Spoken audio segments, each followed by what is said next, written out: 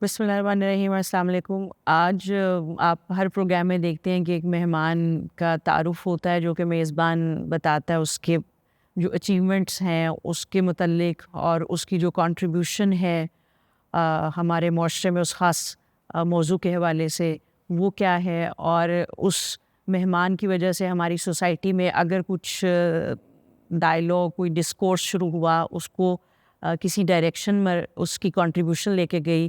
اس کے علاوہ اور بھی جو انہوں نے اپنے اس شعبے کے اندر اچیو کیا ہوتا ہے وہ آپ کے ساتھ شیئر کرتے ہیں۔ لیکن آج ہمارے ساتھ ہیں ڈاکٹر محمد نعیم ورک صاحب۔ ان کا تعارف میں اس لیے نہیں کروانا چاہتی، اس لیے کہ ایک تو ہوتی ہیں آپ کی اکیڈیمک اچیومنٹس جو کہ آپ اپنے شعبے میں کرتے ہیں، اور اگر آپ نان اکیڈیمیا سے ہیں تو پھر اس شعبے میں ہوتی ہیں۔ مجھے لگتا ہے کہ ان کی جو اچیومنٹس ہیں ان سے بھی زیادہ اہم جو ان کا تعارف ہے جو بہت مختصر ہے، اور مجھے لگتا ہے کہ ہمارے اس فورم پہ وہ تعارف ہونا بہت ضروری ہے، وہ یہ ہے کہ یہ ہے کہ ایسے استاد ہیں جنہوں نے آج جہاں ہم 21ویں صدی میں کھڑے اس بات کا گلہ کرتے ہیں، اس بات پہ والدین ناراض بھی رہتے ہیں کہ ہمارے پاس ویسے اساتذہ نہیں رہے جو پہلے تھے، تو کم و بیش آپ کو ہر دوسرے بچوں کے والدین سے یہ سننے کو ملتا ہے کہ اب ویسے استاد نہیں رہے ہیں، اور ان کی مثالیں بھی دی جاتی ہیں۔ لیکن اساتذہ بھی اس بات پر شکوہ کرتے ہیں کہ اب ویسے طالب علم بھی نہیں رہے۔ تو اب یہ معلوم ابھی تک مجھے تو نہیں ہو سکا کہ پہلے استاد ویسے نہیں رہے تھے اور طالب علم پھر ویسے نہ رہے، یا پہلے طالب علم بدلے تھے اور استاد پھر ویسے نہ رہے۔ تو یہ ایک معمہ میرے لیے ہے، اگر آپ کو سمجھ آتی ہے تو بہت اچھا ہے۔ لیکن ڈاکٹر نعیم جیسے اساتذہ جو ہیں وہ اس بات کو غلط ثابت کرتے ہیں، کیونکہ یہ آج بھی اپنی اسی روایت اور اپنی اسی ذمہ داری کے منصب پر بیٹھے ہیں جو ہمارے پہلے اساتذہ کے پاس تھی۔ ان کے طالب علم ان سے صرف محبت اتنی دیر نہیں کرتے جب تک وہ ان کے اسٹوڈنٹ ہوتے ہیں، بلکہ وہ محبت بڑھ جاتی ہے جب وہ یونیورسٹی سے فارغ التحصیل ہو جاتے ہیں۔ تو ہمیں اس بات کی خوشی ہے کہ آج ہم عالم بی بی کے فورم سے ایک ایسے استاد سے بات چیت کریں گے جس نے کم از کم وہ ایک دیا ہمیں ضرور دکھایا ہے جو بالکل اندھیرے میں اکیلا پڑا ہوتا ہے۔ اکیلے تو نہیں، کچھ اور بھی اساتذہ ہیں اس ملک میں جو انہی کی طرح سے اپنی ذمہ داری کو جو تدریس کی ہے انجام دے رہے ہیں، لیکن ہم چونکہ ابھی ان کے ساتھ بیٹھے ہیں اور زیادہ کو نہیں جانتے، تو ہمارے لیے ان کا یہ تعارف بہت اہم ہے۔ تو آج سننے والوں میں ان کے کچھ شاگرد بھی ہیں، اور کچھ ان کے ہم اثر غافر شہزاد صاحب کا اگر میں نام صحیح لے رہی ہوں وہ بھی بیٹھے ہیں۔ تو یہ ایک اچھی بات ہے کہ ایسے لوگ اپنے ہم اثروں میں بھی ایک محبت اور ایک عزت کا مقام رکھتے ہیں، وہ بھی ان کو سننا چاہتے ہیں، ان کے ساتھ گفتگو کرتے ہیں، اور ان کے طالب علم بھی۔ تو یہ درخواست ہوگی کہ اور جو لوگ اس پروگرام کو سنیں گے، کیونکہ یہ پروگرام صرف ان لوگوں کے لیے نہیں جو یہاں بیٹھے ہیں، بلکہ ان کے لیے بھی ہے جو یہاں نہیں بیٹھے اور وہ ایسے اساتذہ کو اور ان کی جو گہرائی ہے فکر کی اس کو سننا چاہتے ہیں، ان کے لیے بھی ہے کہ ہمیں فخر کرنا چاہیے کہ اب بھی ہمارے پاس ایسے استاد موجود ہیں، اور ہمیں فخر کرنا چاہیے اگر ہم نے ان سے کچھ پڑھا اور سیکھا، اور اس کے ساتھ ہمیں یہ امید رکھنی چاہیے کہ اگر ابھی بھی ایسے لوگ ہیں تو ایسے لوگ اور مزید بڑھیں گے، اور جو ان سے پڑھ کے جائیں گے وہ اپنی اپنی جگہ پر اگر استاد ہیں تو ان کو فالو کرنے کی کوشش کریں گے، اور اگر وہ کسی اور شعبے میں جاتے ہیں تو وہاں پر وہ اپنی جو ذمہ داری ہے اس میں اتنی ایمانداری کرنے کی کوشش کریں گے جو انہوں نے اپنے استاد میں دیکھی۔ تو یہ میرے لیے ان کا سب سے بڑا تعارف ہے کہ ہمارے پاس ایسے استاد موجود ہیں جن کے ساتھ ان کے انسٹیٹیوٹ کا قد بڑا ہوتا ہے۔ میں نے سنا تھا کہ لوگ جی سی یونیورسٹی یعنی راوین ہونے پہ بہت فخر محسوس کرتے ہیں کہ ہم راوین ہیں، اور خاص کر اولڈ راوین، کیونکہ اس وقت جی سی کے اندر اتنے بڑے نام موجود تھے کہ ان ناموں کی وجہ سے مجھے محسوس ہوتا ہے کہ جی سی کا نام بڑا تھا اور لوگ پھر اس نام کے ساتھ جڑتے تھے۔ ڈاکٹر نعیم جیسے لوگ پنجاب یونیورسٹی اورینٹل کالج میں ایسے ہی نام ہیں جن سے اس کا نام بڑا ہے، تو ان لوگوں کی وجہ سے ہی یہاں کے طالب علم بھی کہیں گے کہ ہم اورینٹل میں پڑھے ہیں اور ہم ان سے پڑھے ہیں. تو اس سے بڑا کوئی تعارف نہیں ہو سکتا، کیونکہ یہ وہ پیشہ ہے جس کو پیغمبری پیشہ بھی کہتے ہیں. یہ وہ پیشہ ہے جس کو بہت پسند کیا جاتا ہے معلم ہونا. اور ان کی شخصیت کے جو ایکیڈیمک اچیومنٹس اور کام کے حوالے سے ہیں، وہ ان کا اردو ناول کا ثقافتی مطالعہ بھی ہے. انہوں نے پچھلے دنوں بھی باکو میں ایک کانفرنس میں بھی گئے ہوئے تھے. میرے خیال سے جاپان سے بھی آپ برطانیہ وہاں سے بھی ہو کے آئے. یہاں پاکستان میں بھی جو اردو کانفرنسز اچھی ہوتی ہیں اس میں شامل ہوتے ہیں، سپروائز بھی کرتے ہیں مقالہ جات کو، لکھتے بھی ہیں. لیکن استاد کے بعد جو دوسرا تعارف مجھے لگتا ہے کہ ان کا بہت اہم ہے، وہ ہے کہ بات کی آسانی. اگر آپ ان کو سنیں یا آپ ان سے بات چیت کرتے رہے ہیں یا آپ ان سے پڑھتے رہے ہیں یا بعض ان کی گفتگو سنیں گے، آپ کو ایک مشکل بات بھی جس آسانی سے یہ بتاتے ہیں وہ ایک گہرے آدمی کی نشانی ہوتی ہے. بات کو الجھانا میرے جیسے بہت سارے لوگوں کے لیے آسان ہوتا ہے. چھوٹی بات کو بھی مشکل لفظ استعمال کر کے، بھاری ڈکشنری استعمال کر کے اس کو بڑا ثابت کرنے کی کوشش بھی کر لی جاتی ہے. لیکن گہری اور بڑی بات کو، مشکل بات کو آسان کر کے لوگوں کے مطابق بتانا، یہ ایک بڑے آدمی کی پہچان ہوتی ہے. تو یہ اپنی گفتگو کو اس طرح سے رکھتے ہیں کہ اگر کوئی ان کے پاس بیٹھا ہے کچھ مستفید ہونے کے لیے تو اس کو کچھ نہ کچھ چھینٹے تو ضرور ملے. تو یہ ان کی شخصیت کا بہت ایک ایسا پہلو ہے جس کی ہمیں بڑی ضرورت ہے. کیونکہ طالب علم وہ نہیں جو ان سے پڑھتے ہیں، طالب علم ہر وہ جو سیکھنا چاہتا ہے. ان کو یہ بڑا مسئلہ ہے کہ وہ بہت زیادہ محنت نہیں کر سکتے، بہت مشقت نہیں کاٹ سکتے جیسے انہوں نے کاٹی ہوگی. کہ ان کے استاد نے اگر کچھ مشکل چیز کی تو لائبریریوں میں گئے، کتابیں کھولی، ان پہ محنتیں کی. تو اب ہمیں تھوڑا سا ریڈی میڈ ٹائپ چیزیں بھی چاہیے ہوتی ہیں.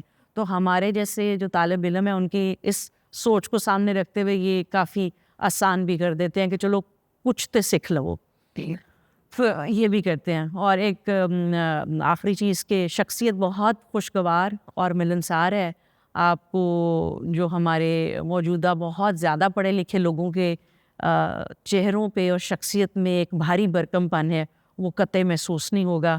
تو ہلکے پھلکے خوشگوار سے انسان ہیں، ان کے پاس بیٹھیں، باتیں کریں، باتیں پوچھیں، باتیں بتائیں، تو آپ کو یہ احساس نہیں ہونے دیں گے کہ آپ چھوٹے ہیں اور وہ بڑے ہیں. یہ آپ کو یہی احساس دیں گے کہ ایک جیسے ہی بیٹھے ہیں. تو بہت شکریہ ڈاکٹر محمد نعیم ورک صاحب آپ کا کہ آپ آج تشریف لائے، اور نہ صرف خود آئے بلکہ سمیرہ جو ان کی مسز ہیں وہ ان کے ساتھ آئیں، اور بچے آئے، اور وہ بچے بھی اپنے کام میں مگن ہیں، اور آپ سب لوگ تشریف لائے. اس لیے کہ آپ کا ہونا اس بات کے لیے بہت ایک خوشائند ہے اور خوشکن بات ہے کہ ہمارے لوگ ابھی بھی ایسے لوگوں کے پاس آنا، بیٹھنا، سننا اور بات کرنا چاہتا ہے. کوانٹٹی سے فرق نہیں پڑتا کہ یہ کتنے لوگ کرنا چاہتے ہیں، اس سے فرق پڑتا ہے کہ ابھی بھی لوگ کرنا چاہتے ہیں. تو سر بہت شکریہ. اور ہمارا موضوع ہے اردو ناول کے اندر جو صنفی کردار کی تشکیل ہے اس حوالے سے، لیکن آپ جہاں سے بھی چاہیں گفتگو شروع کر سکتے ہیں، اور بیچ میں ہم پھر وہ موضوع کی طرف بھی آ جائیں گے، اور جو کسی کے ذہن میں سوال ہوگا وہ بھی آپ سے پوچھا جائے گا، اور بیچ میں موضوع پہ میں کچھ آپ سے کوشش کروں گی جاننے کی. تو بہت شکریہ. بہت شکریہ آپ کا، عالم بی بی ٹرسٹ کا، آئیڈیاز کا، اور یہاں جو احباب تشریف لائے ہیں، خواتین و حضرات، آپ سب کا بہت شکریہ. اور جو دوست آن لائن سن رہے ہیں ان کا بھی. آپ نے اتنی ساری باتیں جو ہے نا وہ کر دی ہیں، تو میں تو ظاہر ہے کہ بالکل اب ایک مشکل میں ہوں. غافر صاحب تشریف لائے، خصوصی شکریہ ان کا. اصل میں جو بات آپ نے استاد کے حوالے سے کی، یہ میرا خیال ہے کہ اسے خوش بختی کہیں، قسمت کہیں، تقدیر کہیں، کیا کہیں، لیکن میرا خیال ہے کہ جو لوگ ہمیں ملتے ہیں ان کا بڑا کردار ہوتا ہے ہمیں بنانے میں. تو میری یہ خوش بختی ہے اور کہ مجھے ایسے اساتذہ میسر آئے جن کے اندر جو خوبیاں آپ نے بیان کی، جو مجھ میں تو نہیں ہیں لیکن ان میں وہ ساری موجود تھیں، اور ان میں سے بہت سے اب بھی ہیں. ان سے جو میں نے سب سے پہلی بات سیکھی وہ یہ کہ اگر کچھ نہیں آتا تو اس میں قطعاً کوئی پریشان ہونے کی ضرورت نہیں ہے، اور طالب علم ہوں ان کے سامنے بھی اس بات کا اقرار کرنے میں کوئی مذائقہ نہیں ہے کہ یہ بات میں نہیں جانتا یا میں نہیں جانتی۔ وہ اس لیے نہیں ہے کہ سب کچھ جاننے کا دعویٰ کرنے والا دراصل کچھ بھی نہیں جانتا، کیونکہ جو کچھ جانتا ہے وہ سب سے پہلے یہی جاننے کی کوشش کرتا ہے کہ میں کیا نہیں جانتا۔ ایسے لوگ موجود تھے، ان سے جو ہے نا یہ بات سیکھی، اور میں کوشش کرتا ہوں کہ اس کو پریکٹس ہے وہ کیا جائے۔ پھر یہ کہ کوئی بندہ اگر آپ کے پاس آیا ہے تو وہ آپ کے پاس آیا نہیں ہے، وہ آپ پر ایک طرح سے احسان کر رہا ہے کہ اس نے آپ کو اس قابل سمجھا ہے۔ اور فی زمانہ کوئی کسی کو، خاص طور پر جینزیز کہ اگر آپ زمانے کی بات کریں تو وہ تو کسی بھی چیز کو جو ہے وہ ماننے پر تیار نہیں ہے۔ تو اس نسل میں بھی اگر کوئی شخص آپ کے پاس آتا ہے تو آپ کو اس کا شکر گزار ہونا چاہیے کہ وہ آیا ہے اور اس نے کوئی بات آپ سے آ کے کی ہے، وہ آپ سے مخاطب ہوا۔ آج کے موضوع کے حوالے سے ہم کچھ بات کرتے ہیں، تو میرا خیال ہے کہ اس کو کہیں سے ہمیں شروع کرنا چاہیے۔ کہاں سے شروع کریں گے؟ بڑا ایک دلچسپ سوال ہے۔ ہمارے پاس کچھ ناول رہے ایسے جن کے اندر ہم نے دیکھا کہ بہت اسٹرانگ کریکٹرائزیشن جو ہے وہ ہوتی رہی ہے۔ تو میرے خیال سے اگر ہم پوسٹ انڈیپینڈنس دیکھیں جی تو ٹھیک ہے۔ ہمارا جو وقت شروع ہوا لکھنے والوں میں، اور خاص کر جو خواتین ہماری رائٹرس تھیں، بھلے ان کا جو بہت پہلے سفر شروع ہوا وہ تو نامعلوم سے تھا کہ لکھا لیکن نام نہیں ہے، لیکن ہم دیکھتے ہیں کہ پھر with the passage of time, اور خاص کر جو ہمارا انلائٹنمنٹ کا ٹائم ہے اس کے بعد سے ہم دیکھیں تو یہ بہت پوری ہسٹری ہے، لیکن اوبویسلی ہم اس ٹائم میں اس کو تو نہیں کر سکتے۔ تو میرا یہ خیال ہے کہ اگر آپ مناسب سمجھیں تو پوسٹ انڈیپینڈنس ان 75 ایئرس میں جو ہمارے کچھ چیدہ ناول ہیں جن کے اندر کریکٹرائزیشن ہوئی، کیونکہ ہم بس یہ دیکھنا چاہتے ہیں کہ فکشن چونکہ عام سطح پہ ہر جگہ پر اس کی موجودگی ہوتی ہے۔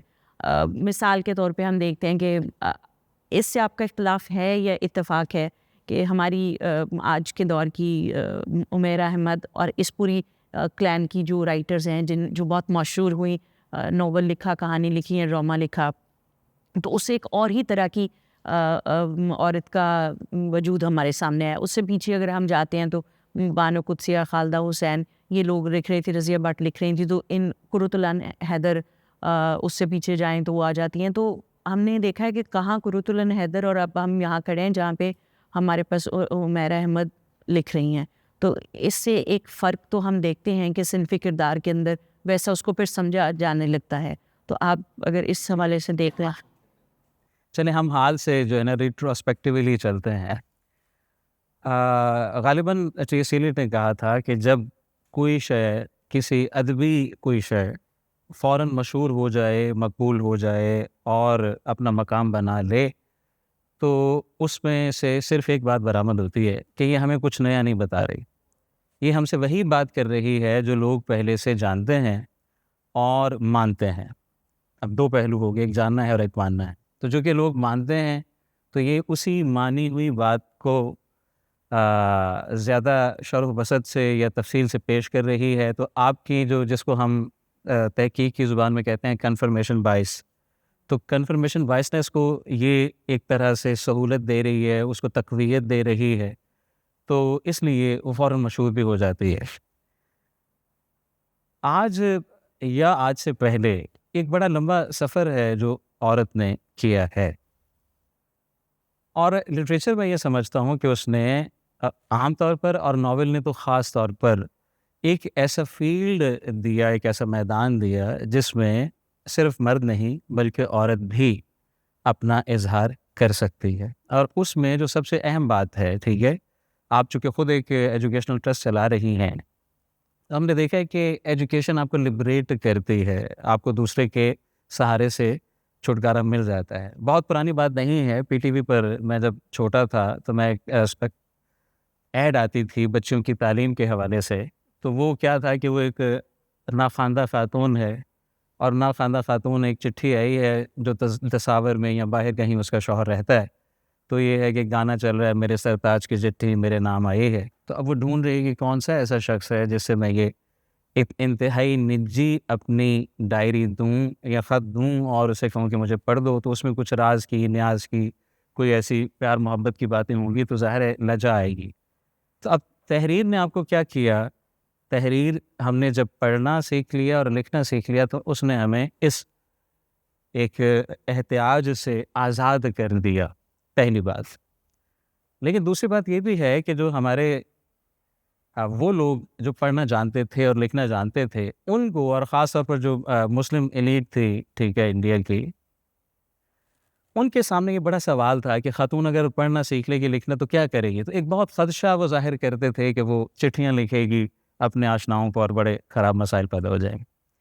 تو ایسا نہیں ہوا، بلکہ اس کے برعکس ہم نے یہ دیکھا کہ ناول نے کیا کیا، خاتون کے کردار کو سماج کے اندر زیادہ سے زیادہ ایکٹیو بنانے میں اور پھیلانے میں بڑا رول پلے کیا. تحریر کیا کرتی ہے؟ تحریر آپ کو، اور خاص طور پر اگر کہانی ہو تو کہانی ہمیں حقیقت کا التباس پیدا کر کے ہمیں چیزوں کو ویسا دیکھنا سکھاتی ہے جیسے وہ خود دیکھ رہی ہوتی ہے. اب ویسی چیزیں حقیقت ہیں یا نہیں ہیں؟ عام طور پر یہ سمجھا جاتا ہے کہ کہانی حقیقت کا کی عکاسی ہوتی ہے. تو میں جو مثال دیتا ہوں بہت سادہ سی ہے کہ آئینہ جب ہم دیکھتے ہیں تو ہمیں ایسا ہی لگتا ہے کہ ہم اپنے آپ کو دیکھ رہے ہیں اور اپنے آپ کو ہی دیکھ رہے ہوتے ہیں. لیکن آئینے جیسا جو ایک سیدھا سادہ شفاف سا میڈیم ہے وہ بھی ہمارے دائیں ہاتھ کو بایاں بنا دیتا ہے، یعنی وہ ہاریزنٹلی اس کو فلپ کر دیتا ہے. تو یہ کیسے ممکن ہے کہ الفاظ کے اندر جو بات لکھی گئی ہے اور الفاظ کے اندر جب لکھی جائے گی تو الفاظ کی ترتیب، دروبست، بندش، اور پھر کسی صنف، جس صنف میں آپ لکھ رہے ہیں اس صنف کے اپنے کچھ تقاضے ہیں، تو ان تقاضوں کے تحت جب چیز بنے گی تو آپ کو اپنے مواد کو اس کے مطابق ڈھالنا پڑے گا. تو ریئلٹی جو ایکسٹرنل تھی وہ ایکسٹرنل رہ نہیں جاتی، وہ ایک اور طرح کی ریئلٹی جو ہے وہ بن جاتی ہے جس میں بہت ساری چیزیں تبدیل ہو چکی ہوتی ہیں، ہم چاہیں نہ چاہیں. تو ناول نے جو کیا، اور اب جو ناول ہے یہ خاص طور پر جو مقبول عام ناول ہے، وہ تو ہماری جو ایک کامن اس وقت سینسیبلٹیز موجود ہیں وہ ان کا ہی اعلان کر رہا ہے. اور اس میں آپ حیران ہوں گے، حالانکہ خاتون بہت زیادہ سماج کے ایسے اب شعبوں میں آ چکی ہے جو پہلے بالکل کیا سمجھے جاتے تھے، ناممکن سمجھے جاتے تھے. مثلا جیسے آپ نے خود اشارہ بھی کیا، پہلا ناول جو اردو میں لکھا گیا وہ 1881 میں سامنے آیا، اور لکھنے والی کا نام کیا تھا یہ نہیں کوئی جانتا تھا. اس کو چھپنے میں 13 برس لگ گیا، 1894 میں وہ شائع ہوا، اور اس کے اوپر 3 نام لکھے ہوئے تھے: والدہ فلاں، ہمشیرہ فلاں، اور زوجہ فلاں. اب وہ خاتون کون تھی ہمیں نہیں پتا تھا جس نے وہ ناول لکھا، لیکن جنہوں نے نہیں لکھا، جن کا اس میں کوئی رول نہیں تھا لکھنے میں، ان 3 لوگوں کے نام آ گئے. لیکن آج ان 3 لوگوں کو اس ایک عورت کی وجہ سے ہم جانتے ہیں، اور وہ تھی رشیدۃ النساء. رشیدۃ النساء کا جو اصلاح النساء تھا، جہاں سے یہ سارا سفر اردو ناول میں شروع ہوا. ویسے تو ناول جو مردوں نے لکھے پہلے، ابن نظیر احمد وغیرہ نے، وہ بھی سارے عورتوں کی تعلیم و تربیت کے بارے میں تھے، لیکن خاتون کا اپنے طور پر لکھنا یہ بہت اہم بات ہے، کیونکہ کسی کا نمائندہ ہونا اور بات ہے، اور اس کو غالب نے کہا تھا کہ زبان غیر سے کیا شرح آرزو کرتے. تو مرد ناول نگار اگر یہ لکھے بھی کہ عورت یہ چاہتی ہے، عورت وہ چاہتی ہے، تو وہ مرد کا تصور عورت ہے، اس کے نزدیک عورت کیا چاہتی ہے. تو پہلی بات تو یہ کہ ہمارے جو پرانے لکھنے والے ہیں وہ یہ واضح تھے کہ وہ یہ نہیں بتا رہے تھے عورت کیا چاہتی ہے، وہ بتا رہے تھے کہ ہم عورت سے کیا چاہتے ہیں. سیدھی سیدھی بات.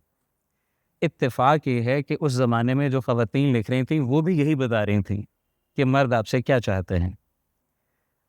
اچھا، اس عالم میں آہستہ آہستہ لیکن ہوا کیا، بظاہر تو یہ سارا سلسلہ اسی طرح شروع ہوا اور بہت کمپارٹمنٹلائزیشن ہوئی، ٹھیک ہے، جو کہ دراصل پیٹریارچ ایک سوسائٹی میں ہوتی ہے کہ یہ شعبے مردوں کے لیے ہیں، یہ عورتوں کے لیے.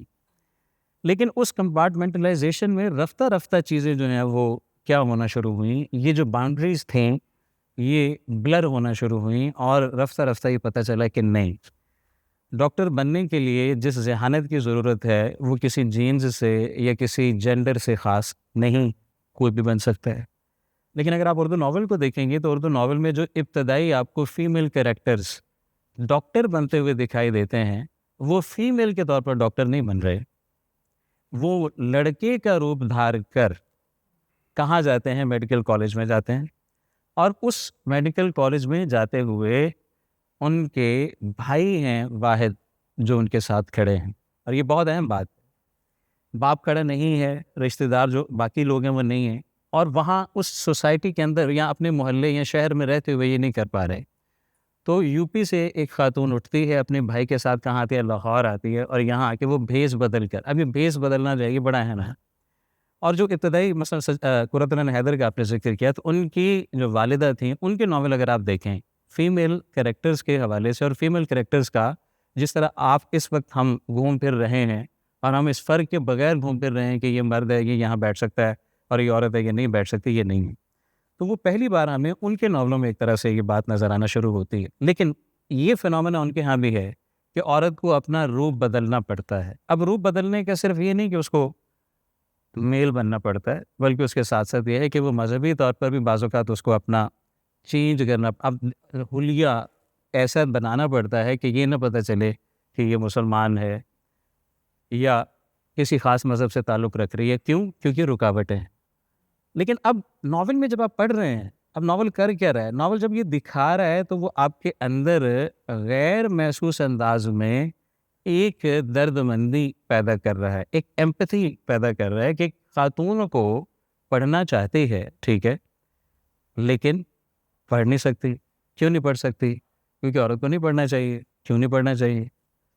وہ بنی نہیں ہے پڑھنے کے لیے، وہ گھر کے کام کاج کے لیے بنی ہے، دیٹس آل. اب یہ نہیں ہے وہ پڑھ سکتی ہے تو اس کو پڑھنے میں کتنی مشکلات ہیں، یہ آپ کو ناول دکھا رہا ہے. اچھا، اب جو پڑھ رہا ہے، اب ہو یہ رہا ہے کہ جو پڑھنے والی ریڈنگ پبلک ہے، ریڈنگ پبلک بھی اپنی سوسائٹی اور اپنی کلچرل نارمز کے اندر رہتے ہوئے بالکل وہ انہی خیالات کی حامل ہے کہ ہاں نہیں، اس کو کیا ضرورت ہے یہ سب کرنے کی. لیکن ناول پڑھنے کے دوران اب ہوتا کیا ہے، جو فرق ہے کہانی میں اور پلاٹ میں، وہ کیا ہے کہ پلاٹ آپ کو کسی خاص نتیجے تک پہنچاتا ہے جو کہانی نہیں پہنچاتی. پلاٹ آپ کو کسی خاص نتیجے پہ پہنچاتا ہے، ٹھیک ہے. اور بہت ہی سادہ، جیسے آپ نے ابھی ذکر کیا تھا، تو ایک اور سادہ مثال لینا ہے کہ ایک تھا راجا ایک تھی رانی، دونوں مر گئے، ختم کہانی. یہ کہانی، تو ایک تھا راجا ایک تھی رانی، مر گیا راجا، اس کے غم میں مر گئی رانی. تو اب ایک وجہ پیدا ہو گئی رانی کے مرنے کی. پہلے بھی مری تھی، اب بھی مری ہے، لیکن اب ایک وجہ ہے. تو اب یہ وجہ سے، تو اب ہوتا کیا ہے کہ ناول جب ایک آپ عام ایکسٹرنل ریئلٹی یا خام مواد کو ناول کی فارم کے اندر لے کر آتے ہیں، تو آپ ایک منصوبہ بناتے ہیں.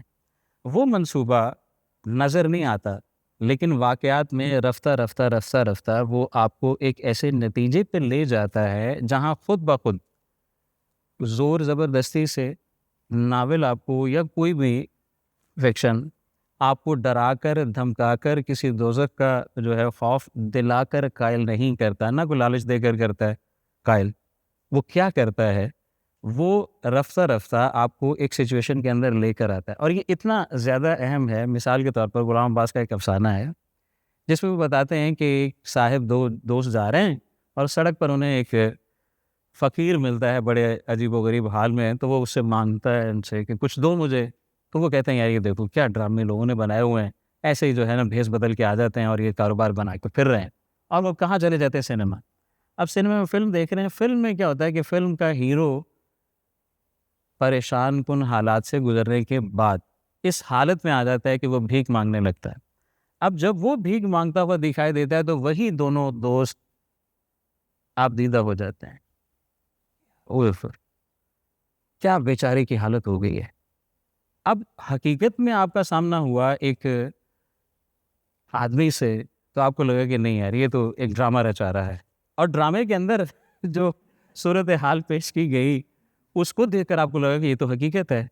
تو اب فکشن زیادہ مؤثر اس لیے ہو جاتا ہے کیونکہ وہ زندگی کی طرح بے ترتیب نہیں ہوتا، وہ ایک خاص فارم کے اندر، ایک خاص پلاٹ کے اندر واقعات کو اس منطقی نتیجے پہ لے کے جاتا ہے. اب قرۃ العین حیدر سے پہلے ان کے والد کو اگر ہم نظر میں رکھیں، اور میں یہ سمجھتا ہوں یہ بہت بڑی بات تھی، کیونکہ عام طور پر ہم جیسے عام معنوں میں کہا جاتا ہے کہ ہم لبرل ہیں، تو لبرل اپنے لیے ہوتے ہیں اور دوسرے کی عورت کے لیے ہوتے ہیں. تو لبرل، میرے گھر کی عورت تو لبرل نہیں نہ ہونی چاہیے. تو قرۃ العین حیدر کے والد کی یہ خوبی ہے کہ وہ یہ چاہتے تھے کہ مثلاً ازدواج محبت جب لکھا انہوں نے، تو اس لیے لکھا ہے کہ وہ یہ چاہتے تھے کہ جو میرج ہے وہ یہ نہیں ہے کہ پہلے دن شوہر کو پتہ چلے کہ اچھا میری اس سے شادی ہوئی ہے، اور بیوی کو پتہ چلے کہ اچھا اے میرے پلے پہ آئے. یہ نہیں ہونا چاہیے. تو ان کا یہ تھا کہ نہیں، محبت کی شادی کہ پہلے کم از کم آپ کو ٹھیک ہے. لیکن آپ حیران ہوں گے کہ جب میں ایک اور نام لوں گا جس نے یہی بات کی ہوئی ہے اور جس نے یہ بات نہیں کی ہوئی، جس نے خود عمل بھی کیا ہوا، تو آپ کو نہیں کیسے ہو سکتا ہے. تو یہ ہوا ہے. مولوی نذیر احمد یہ پہلی مثال تھے جنہوں نے لو میرج کی، ٹھیک ہے. اور ان کے ہاں بھی جو عورت ہے وہ نسبتاً آزاد عورت ہے، ٹھیک ہے. وہاں لیکن مسائل جو ہے نا وہ سماجی تھے. ایک بندے کا مسئلہ ان کے پیش نظر کبھی نہیں رہا. ناول نے جو خاص کام کیا وہ آہستہ آہستہ بندے کو بندہ سمجھنا اور ہمیں سمجھانا شروع کیا.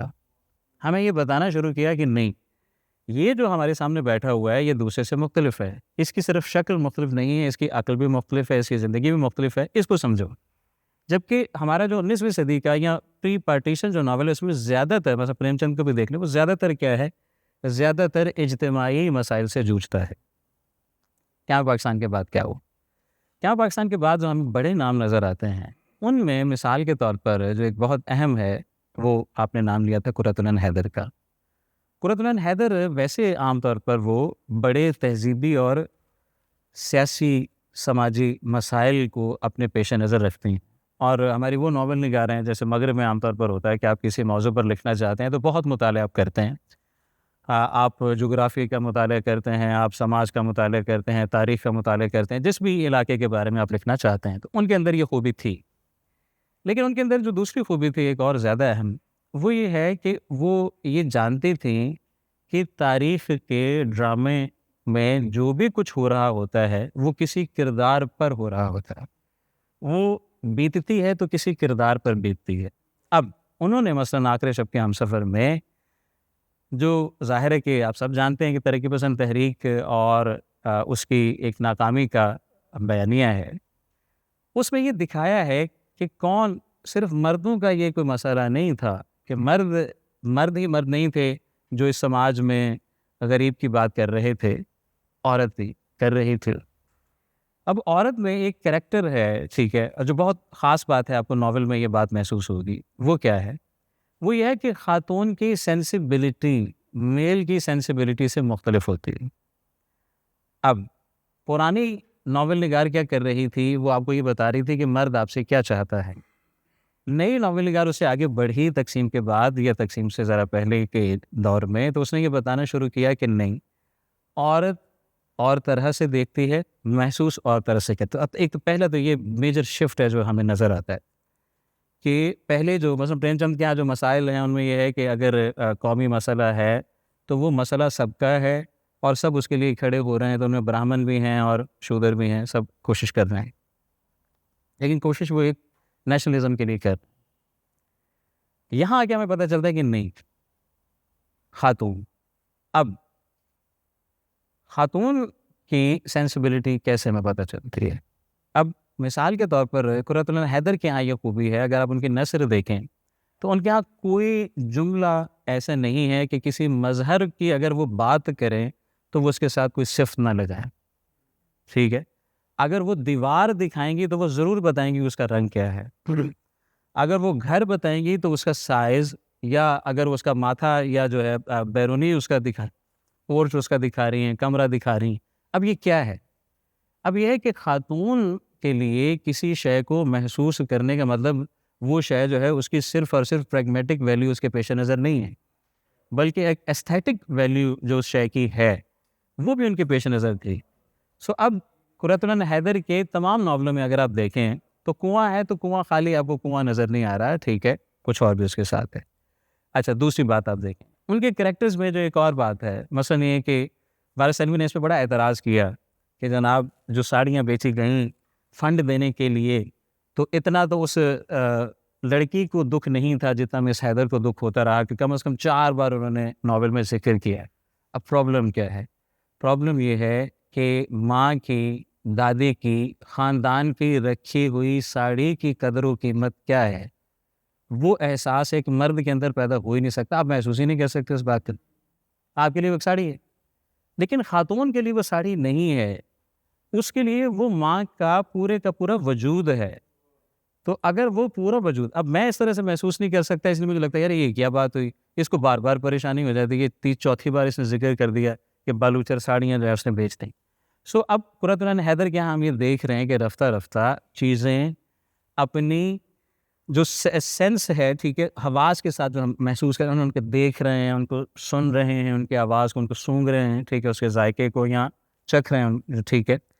اب یہ خوشبو، ذائقہ، رنگ، یہ ساری چیزیں قرۃ العین حیدر لے کے آ رہی تھیں. حالانکہ ہم نے اب تک ان کو پڑھا ہے تو صرف اور صرف اس لیے پڑھا ہے کہ وہ بتا رہی ہیں کہ مسلمان اور ہندو جو ہیں وہ اکٹھے رہ رہے تھے، پھر انگریز آ گئے اور انہوں نے ہمیں جدا کر دیا. یا یہ ہے کہ 1857 کا المیہ اتنا بڑا تھا کہ اس المیہ نے کیا کیا کہ ہماری شہزادیاں جو ہیں ان کو طوائف بننے پر مجبور کر دیا. یہ محض یہ نہیں ہے. آپ اگر ان کے عنوان بھی دیکھیں تو چمن میں جو رنگ ہیں ان کی گردشوں کی ہی بات ہو رہی ہے نا، کسی اور کی تو نہیں ہو رہی. تو کیوں ہو رہی ہے؟ اس چمن کی ہی بات کو کیوں کر رہی ہیں؟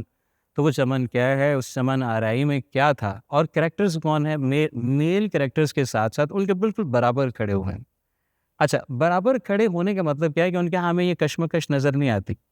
جو بعد میں ہمیں نظر آتی ہے، مثال کے طور پر جو باشعور اور فیمنسٹ اپنے آپ کو، آپ ایک پوزیشن، ایک پولیٹیکل پوزیشن ہے، ظاہر ہے کہ آپ فیمنسٹ ہیں یا نہیں. تو اس پوزیشن پر جب آپ اپنے آپ کو لا کے کھڑا کرتے ہیں تو پھر آپ میل کو دکھانے میں یا فیمیل کو دکھانے میں اتنے آزاد نہیں رہتے، ٹھیک، کیونکہ آپ نے ایک پوزیشن لے لی ہے. جس طرح مردوں نے یہ پوزیشن لی ہوئی ہے کہ ٹھیک ہے. اس حوالے سے ایک جو بہت اہم ہے ناول نگار، میں سمجھتا ہوں وہ الطاف فاطمہ ہے. الطاف فاطمہ کا مثلاً اگر آپ تلاش بہاراں پڑھیں، ٹھیک ہے، میں انٹر میں تھا، sorry Jamila Hashmi, thank you, Jamila Hashmi کا تلاش بہاراں، ٹھیک ہے. تو پڑھا علی پور کا علی انٹر میں، جب تو اس کا آتے ہی اس کے پتہ چلا کہ اچھا جناب بڑا ظلم ہوا اور بڑی بددیانتی ہوئی اور پتہ نہیں کیا ہو گیا تھا، اور کس کو انعام دے دیا گیا تھا؟ تلاش بہاراں کو دے دیا گیا تھا، ملنا علی پور کا علی کو تھا. لیکن آج میں جب پڑھتا ہوں اس کو تو میں کہتا ہوں یار بہت ہی سمجھدار آدمی تھے، ٹھیک ہے. حالانکہ میں خود اپنے طور پر بڑے تعصبات رکھتا ہوں مولوی عبدالحق صاحب کے بارے میں، وہ اس کمیٹی میں شامل تھے اور غالباً اس کے سربراہ بھی تھے. لیکن یہ ہے کہ اتنا وہ اہم ناول ہے، کیوں ہے؟ اس میں وہ سارے سوال ہمیں نظر آتے ہیں. اچھا، جمیلہ ہاشمی اتنی سمجھدار تھی، ان کو معلوم تھا کہ یہ جو سوال ہے کہ عورت کا باہر آنا نہیں آنا، اور وہ ظاہر ہے کہ 61 میں وہ پہلی بار سامنے آیا، تو اس وقت لکھتے ہوئے جو ساری سیٹنگ انہوں نے بنائی ہے وہ مسلم نہیں ہے، ٹھیک ہے. بڑے تجربے انہوں نے کیے ہوئے ہیں اور بڑے مشکل لوگوں کو انہوں نے جو ہے وہ لیا ہوا ہے، ٹھیک ہے. قلتن طاہرہ ہو یا دشت سوس میں حسین بن منصور حلاج ہو. تو خیر، تو اب تلاش بہارا میں کیا ہے، ایک کریکٹر ہے. اور یہ ایسا میں نے یہ دیکھا کہ بعض اوقات جیسے مارکیز نے کیا تھا، وہ کہتا ہے کہ میں کیا کرتا ہوں، صحافت سے ایک ٹیکنیک میں نے لی ہے کہ میں نمبر ایگزیکٹ بتاتا ہوں، ڈیٹ ایگزیکٹ لکھ دیتا ہوں، جس سے پڑھنے والے کو لگتا ہے کہ یار واقعی یہ کوئی حقیقی واقعہ ہے. تو 1856 میں، تو اب لگتا ہے کہ ہاں 1856 میں یہ ہوا ہوگا. ہمارے ہاں رسوا نے یہ کیا ہوا ہے، ٹھیک ہے، کہ وہ سچا واقعہ، حالانکہ وہ بالکل نہیں. خیر، تو اب انہوں نے یہ نہیں دکھایا کہ یہ تقسیم سے پہلے کا ہے یا بعد کا ہے، یعنی واضح اشارہ نہیں ہے، لیکن ہمیں بالکل آسانی سے پتہ چل جاتا ہے کہ وہ تقسیم سے ذرا پہلے کی یہ داستان ہے. اب اس میں کماری ہے، ٹھیک ہے، کماری ٹھاکر، کمل کماری ٹھاکر جو کریکٹر میں. اور یہ یہاں ہمارے یہ بھی ہمیں پتہ ہونا چاہیے کہ ناول میں اکثر زیادہ تر ناول تو تھرڈ پرسن نیریٹر میں لکھے گئے ہیں، اور اس میں عام طور پر یہ ہوتا ہے کہ غائب راوی ہے جو سب کے بارے میں بتا رہا ہوتا ہے، وہ اومنیشنٹ ہوتا ہے، ہر جگہ موجود ہوتا ہے، اسے سب پتہ ہوتا ہے، اور جو کردار جانتے ہیں اسے یہ بھی پتہ ہے، اور جو وہ نہیں جانتے اسے یہ بھی پتہ ہے. لیکن یہ ناول ایک کریکٹر راوی کی تکنیک میں لکھا گیا، جس میں کردار، کہانی کے اندر سے کردار ہے جو کہانی سنا رہا ہے. اچھا، اب وہ دلچسپ بات ہے کہ لکھنے والی خاتون ہے، لیکن جو راوی ہے وہ خاتون نہیں ہے، وہ ایک صحافی ہے، میل صحافی ہے، وہ لکھ رہا ہے. اور وہ شروع کہاں سے ہو رہا ہے؟ وہ ہو رہا ہے کنول کماری کی موت سے، اس کی موت کی خبر سے. تو اب یہ کہ وہ سارا تو پہلے بتا دیا کہ کہانی ختم ہو رہی ہے یا کہانی اپنے انجام سے شروع ہوئی ہے. امراؤ جان ادا کی تکنیک بھی ویسے یہی ہے.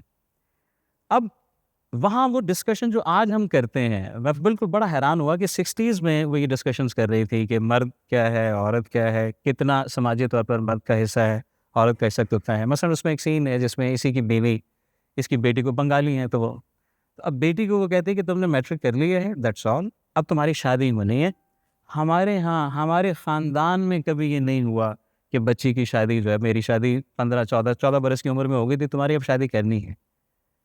اب وہ بیٹی اس کی، ٹھیک ہے، بینا نام ہے اس کا. اب وہ بار بار کیا کر رہا ہے، وہ بتا رہا ہے کہ میری بیٹی بالکل کمل کماری کی طرح ہے. اب وہ بغاوت، وہ کہتے ہیں کہ میں کھانے نہیں کھاؤں گا، میں نے تو پڑھنا ہے کالج میں نہیں کھاؤں گی کھانا. بھوک ہڑتال کرتی ہے، حتیٰ کہ باپ چاہتا ہے. اب یہ دیکھیں ذرا، یہ دیکھیں کہ کیا پیٹریارشی کتنا چھائی ہوئی تھی کہ باپ مرد چاہتا ہے کہ میری بیٹی پڑھے، لیکن اس کی ماں نہیں چاہتی کہ بیٹی، وہ کہتے ہیں نہیں بالکل نہیں، یہ ہو نہیں سکتا. تو اب یہ ایک انتہا ہے، ٹھیک ہے. میں نے خود پہنا ہے، وہ ہم سنتے ہیں نا بات، تو وہ میں اپنی مرضی سے یہ سب کر رہا ہوں. تو اب خاتون جو ہے وہ کہہ رہی ہے کہ نہیں پڑھنا، وہ کہہ رہا ہے پڑھنا ہے. اچھا، وہ ایڈوکیٹ ہے تمہاری، ایڈوکیٹ ہے، تو کیس کیا ہے؟ کیس یہ ہے کہ جلسے جلوس ہو رہے ہیں. اور کون سے جلسے جلوس ہو رہے ہیں؟ یہی کہ خواتین کو حقوق ملنے چاہیے، اور خواتین کو جو پیشے ہیں مختلف، ان میں ان کے راستے کھلنے چاہیے، وہ انڈیپینڈنٹ ہونے چاہیے اکنامکلی.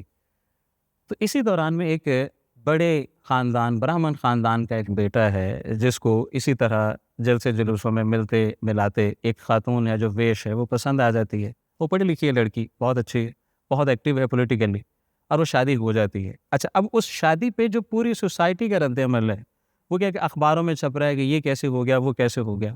اور ساتھ ہی ساتھ سوسائٹی کے اندر جو ایک ہے کہ برہمن کی شادی برہمن سے ہوگی، ویش کی شادی ویش، تو وہ بھی ایک بحث چل پڑی ہے. 3 مہینے کے بعد وہ بندہ کہتا ہے جی میں تو نہیں رکھنا چاہتا اس کو اپنے ساتھ. تو یہاں کماری آتی ہے. اچھا، اب جو کریکٹر بنایا ہے اس نے، ٹھیک ہے، جمیلہ ہاشمی نے، وہ کریکٹر کی خاص بات یہ ہے کہ وہ نہ ہارڈ کور فیمنسٹ ہے، یعنی مثال کے طور پر اس کے اندر ملائمت بھی موجود. وہ عورت ہونے کے بعد، فیمنسٹ ہونے کے بعد وہ مرد نہیں بن گئی، وہ عورت رہی ہے. لیکن وہ اچھا، وہ توڑتی ہے اصل میں. جو مجھے اب سمجھ آتی ہے وہ بات کہ کہیں ہمیں جمیلہ ہاشمی یہ سمجھانا چاہ رہی تھیں کہ فیمنسٹ ہونے کا مطلب یہ نہیں ہے کہ مردوں کے خلاف ہو جائیں گے آپ، بالکل جو ہے نا وہ کیا ہو جائیں گے کہ وہ اسپیس جو ہے ساری کی ساری جو مردوں کے پاس ہے وہ آپ چھین لیں گے ان سے. وہ جو ایک تخلیق کا مادہ اگر ہے کسی میں تو وہ ختم ہو جائے گا. تو ایسے نہیں، ایسا کچھ نہیں ہونے والا. خاتون رہتے ہوئے بھی اپنا ایک باعزت معزز مقام بنا سکتی ہے. لیکن اس میں ایک اور جو خوفناک بات ہے، جو میں نے پہلے بھی آپ سے عرض کیا نا، ماں والی. اب دوسرا، اس کی وہ مقدمہ لیتی ہے اور وہ جیت جاتی ہے، کیونکہ بہت ہی لاجیکلی اس نے جو ہے سارے وہ دلائل دیتی ہے کہ یہ کیسے ہو سکتا ہے، آپ کیا کر رہے ہیں. خیر، اچھا، اب ہوا کیا ہے؟ ہوا یہ ہے کہ اس کی اتنی نیک نامی سن کر اخبار میں ہی کام کرنے والی ایک خاتون جو خود انڈیپینڈنٹ ہے، وہ اس کے خلاف ایک کمپین شروع کر دیتی ہے. اچھا، اب یہاں لکھا ہے جمیلہ ہاشمی نے، اور یہ بہت عام بات ہے، آپ سب نے بھی سنی ہوئی ہے کہ عورت کی دشمن ہے. اب یہ واقعی ہے یا نہیں ہے؟ میرا خیال ہے کہ یہ ایسا نہیں ہے. میں یہ سمجھتا ہوں کہ یہ ایک مردوں کا ایک بنایا ہوا التباس ہے جو انہوں نے پیدا کیا ہوا ہے. ٹھیک ہے، کوئی کسی کا دشمن نہیں ہے، میں جو سمجھتا ہوں. ہاں، سوسائٹی کی جو نارمز بنی ہوتی ہیں، ان رولز کو جب آپ جو ہے نا، ٹھیک ہے، اپنے اوپر طاری کر لیتے ہیں، پھر آپ دشمن بھی بن جاتے ہیں، دوست بھی بن جاتے ہیں. ٹھیک ہے، کسی بندے نے آپ کو کچھ نہیں بگاڑا، جب آپ کو پتہ چلتا ہے اس کا مسلک فلاں ہے، اس کا مذہب فلاں ہے، اس کی قومیت فلاں ہے، ٹھیک ہے، یا اس کی زبان فلاں ہے، تو فوراً ہمیں پتہ چلتا ہے یہ تو ہمارا دشمن ہے. تو اس کا مطلب ہے کہ وہ رول، جب اس رول کے اندر آپ آتے ہیں تب پھر آپ آ کے اس کے جو ہے وہ دشمن بنتے ہیں. سو اب الطاف فاطمہ سب پتہ نہیں کہ بار بار ان کا جو ہے آ رہا ہے. تو جمیلہ ہاشمی تو قرۃ العین. اچھا، ایک اور جو بات ہمیں یاد رکھنی چاہیے کہ کیا وجہ ہے کہ 70s میں 80s میں آ کے آپ کو ایک بہت پرانی صوفی خاتون پر ناول لکھنا پڑ رہا ہے. کیوں لکھ رہے ہیں آپ؟ کیا وجہ ہے؟ مقصد کیا ہے؟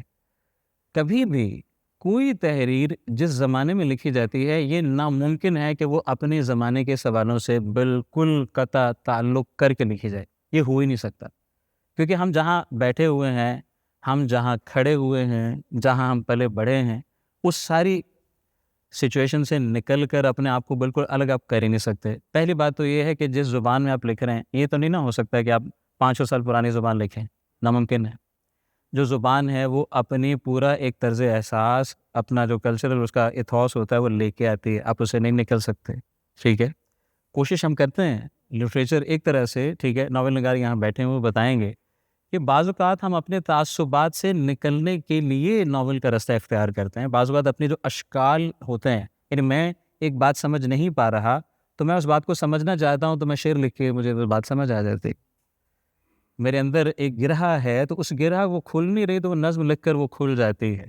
تو وہ ناول لکھ کر بعض اوقات وہ سوال ہوتا ہے. اور ناول یہ ایسا نہیں ہے کہ میں پہلے سے طے شدہ اور سوچ سمجھ کر اور پورا دھیان میں رکھ کر لکھ رہا ہوں کہ پہلا جملہ یہ ہوگا، آخری یہ ہوگا، اور یہ کردار ہوں گے، اور یہ کردار یہ کرے گا، اور یہ واقعات ہوں گے، اور یہ نتیجہ نکلے گا. نو، یہ ناول نہیں ہے. یہ کالم آپ اس طرح سے لکھ سکتے ہیں، ٹھیک ہے. حالانکہ کالم بھی آپ اگر لکھنا شروع کریں تو پہلا جملہ طے کرتا ہے کہ آپ کا دوسرا جملہ کیا ہوگا، اور پہلا پیراگراف طے کرتا ہے کہ دوسرا کیا ہوگا. دوسرا پیراگراف تو وجود ہی نہیں رکھتا، دوسرا جملہ تو وجود ہی نہیں رکھتا، تو پہلا. خیر، تو کوئی وجہ ہے نا، کوئی وجہ ہے کہ آپ یہ دیکھا. اچھا، اب جب ناول میں کوئی بھی پرانی 500 سال 700 سال 1000 سال پرانی شخصیت آتی ہے تو جس لمحے میں وہ آتی ہے وہ اس لمحے کے سوال کا جواب دے رہی ہوتی ہے.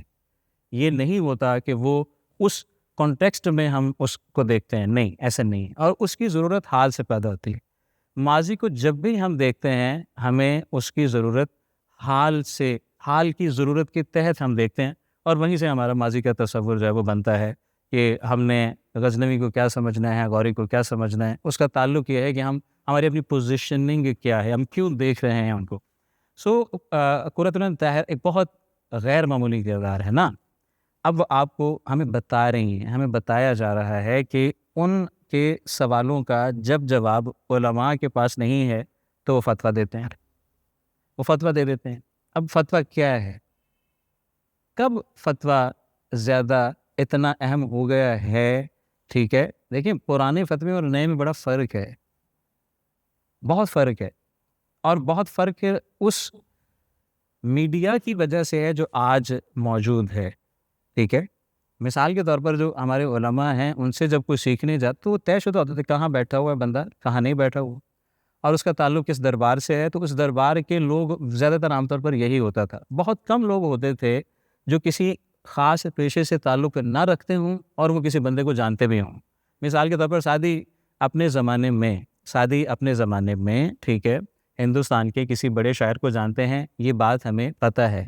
لیکن سعدی ہندوستان کے کتنے اور لوگوں کو یا کتنے عام لوگ سعدی کو اس زمانے میں جانتے ہیں؟ قطعاً نہیں. سو فتوے کی وہ جو حیثیت ہے وہ اور تھی. ٹھیک ہے، لیکن اتنی گنجائش تو تھی نا کہ وہ خاتون جا کر بیٹھ سکتی تھی، مسجد میں بیٹھ سکتی تھی. ٹھیک ہے، ویسے اور ملکوں میں ہے، ٹھیک ہے، آپ نے ذکر کیا تو انڈونیشیا میں وہاں مسجدوں میں خواتین جا کے نماز پڑھ سکتی ہیں. خیر، تو اچھا، اب یہ ہے کہ وہ سوال کیا تھا جیسے ہم جوجھ رہے تھے. اچھا، پھر اس کے بعد ہمارے یہاں ایک اور زمانہ آیا، آپ نے ذکر بھی کیا ان کا، ٹھیک، اور وہ ہے جی سی سے بھی ان کا تعلق ہے، بانو قدسیہ. اب بہت ہی اہم اس حوالے سے ہیں کہ ایک زمانہ ان کا معترف ہے اور ایک زمانہ ان سے متاثر ہے. اور متاثر ہونے کا مطلب یہ ہے کہ آپ انہوں نے جو تصورات پیش کیے ہیں آپ ان تصورات کو لے کر چل رہے ہیں. کیونکہ میں نے پہلے عرض کیا تھا کہ فکشن یا تحریر کیا کرتی ہے، وہ صرف اور صرف آپ کو ایک لیجر نہیں دیتی، پڑھنے کا لطف نہیں دیتی، وہ آپ کے تصورات بھی تبدیل کر دیتی. ٹھیک ہے، جو کتاب، کوئی بڑی کتاب پڑھنے سے پہلے جو ہم ہوتے ہیں، پڑھنے کے بعد ہم وہ نہیں رہتے، ہم تبدیل ہو چکے ہوتے ہیں. وہ بہت جزوی تبدیلی ہو، بڑی تبدیلی ہو، لیکن ہم تبدیل ہو چکے ہوتے ہیں. اب کیسے اس کو ہم کیسے ایویلویٹ کریں؟ ایک دوست ہیں، ٹھیک ہے، سرگودا میں پڑھاتے ہیں، ڈاکٹر شاہد نواز. تو وہ تو انہوں نے تو لکھا ہے کہ وہ تمام لوگ جو بانو قدسیہ کو فیمنسٹ یا نسوانی تحریروں کے حوالے سے پڑھتے ہیں وہ درستی پر نہیں ہیں. بانو قدسیہ، یہ ان کا جملہ ہے، بانو قدسیہ اینٹی فیمنسٹ تھیں. ٹھیک ہے، یہ ان کا جملہ ہے، ظاہر ہے کہ کافی سخت جملہ ہے.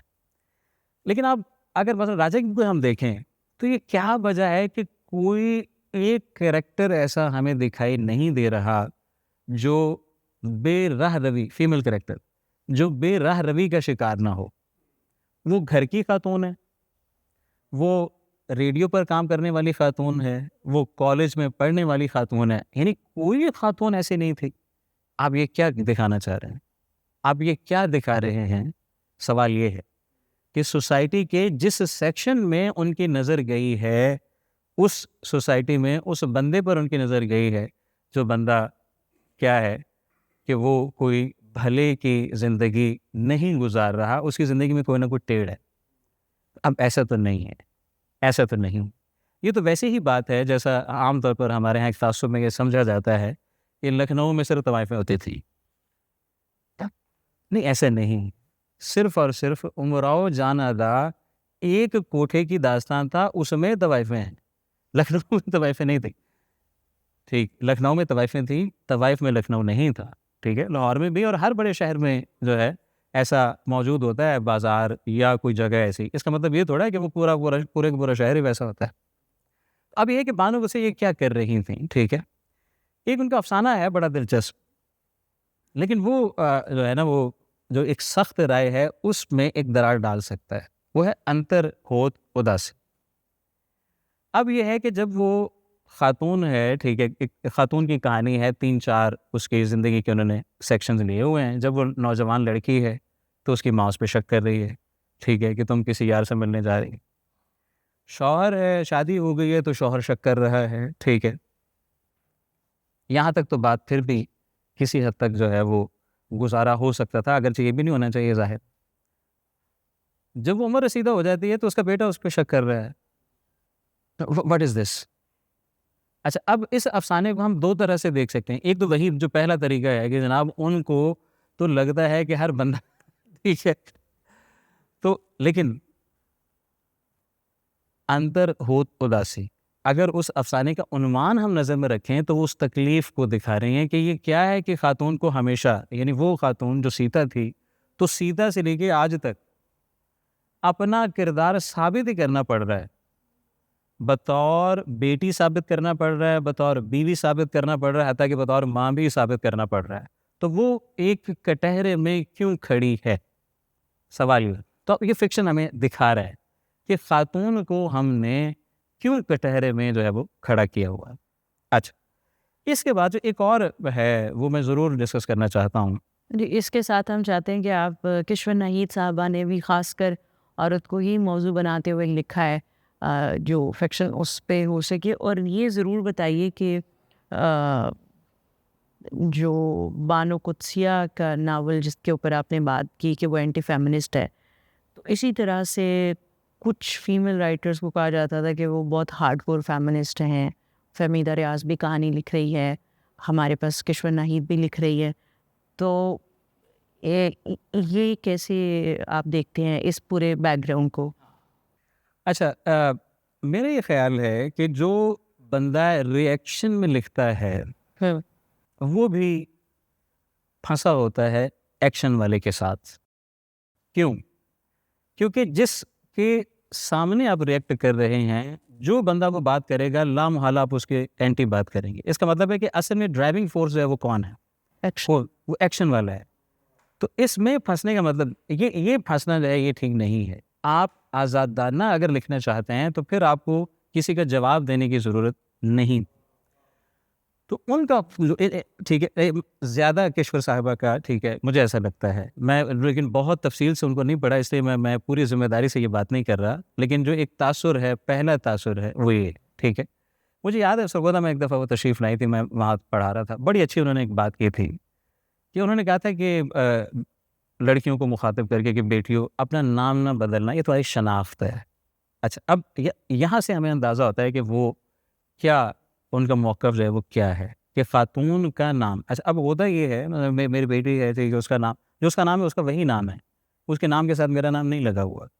ٹھیک ہے، تو میری بیوی ہے تو اس کا نام جو پہلے تھا وہی ہے، شادی کے بعد بھی تبدیل نہیں ہوا.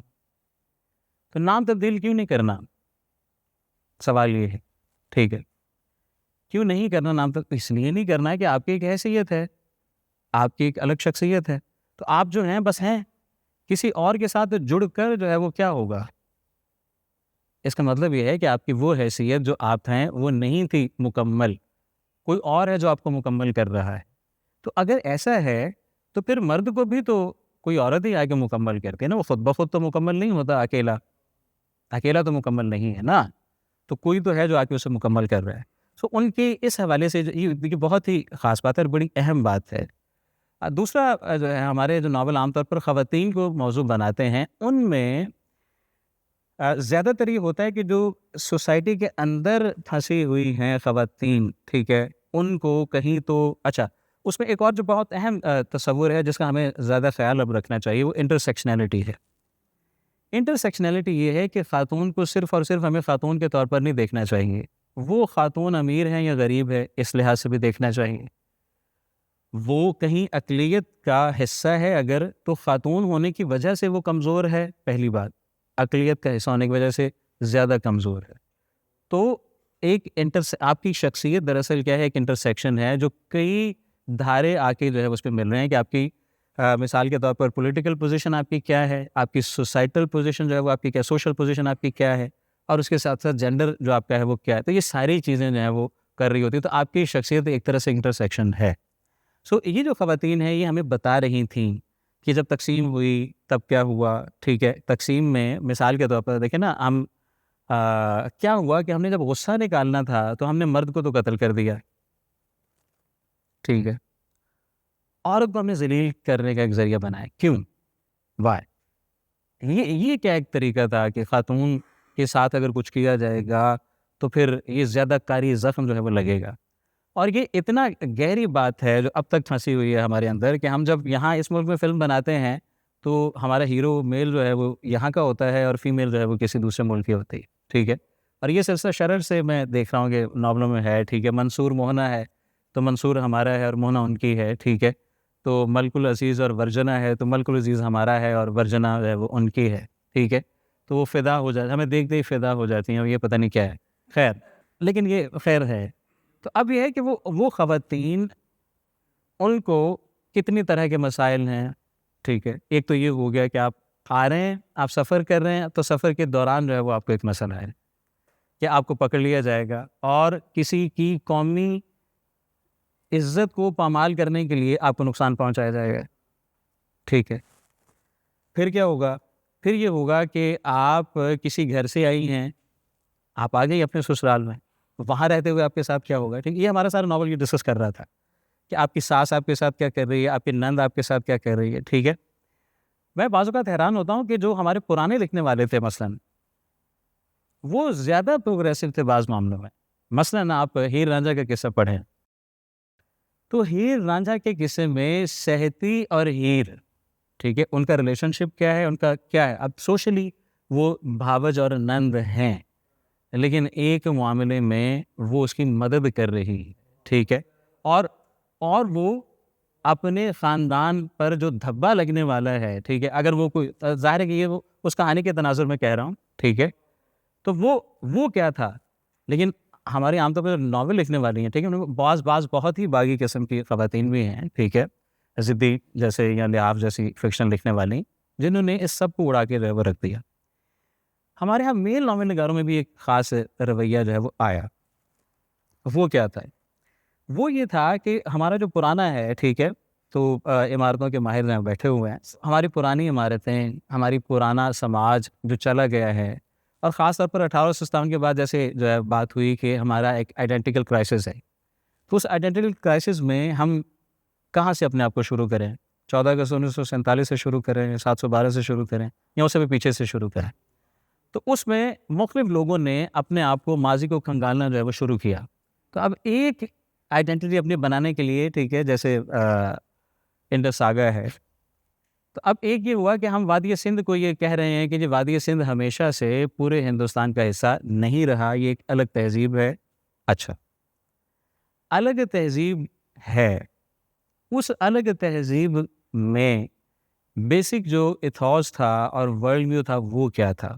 اچھا اب اس کے بارے میں جب ہمارے ہاں آثار کی بنیاد پر جو مباحث پیدا ہوئے ان میں یہ تھا کہ ایک تو یہ کہ وہ کلاس لیس سوسائٹی تھی، آپ کو بڑے محل نہیں ملے، دوسرا یہ ہے کہ وہ ریلیجن کا بھی نہیں ہمیں پتہ چل سکا زیادہ کیونکہ وہاں کوئی بہت بڑے عمارتیں مذہبی نہیں ہمیں مل سکیں، لیکن تیسرا ایک اور جو ہے کہ وہ میٹریارچ سوسائٹی تھی۔